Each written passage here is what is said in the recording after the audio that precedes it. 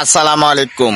প্রিয় ৬৪ জেলার প্রিয় মুজিব সৈনিক, আমার কলিজার ভাই ও বোনেরা, স্ক্রিনে যাকে দেখতেছেন ওনার বাড়িটা হলেন নারায়ণগঞ্জ জেলা, দাউদপুর ইউনিয়ন, রূপগঞ্জ থানা।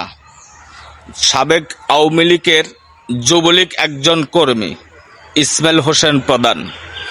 তিনি আজ বাংলাদেশের ৬৪ জেলা উপজেলায় বাংলাদেশ আওয়ামী লীগের তৃণমূল যে সকল কর্মী আছে খুঁজে খুঁজে আজ এই দুঃসময়ে সকল তৃণমূল কর্মীদের পাশে, যার নাম ইসমাইল হোসেন প্রধান। প্রথমে বলেছি তার পরিচয়, দাউদপুর ইউনিয়ন, রূপগঞ্জ থানা। ইসমাইল হোসেন প্রধান আওয়ামী লীগের ত্যাগী একজন কর্মী, যুবলীগের একটি পদে ছিলেন, উচ্চদরের কোনো নেতাও নাই।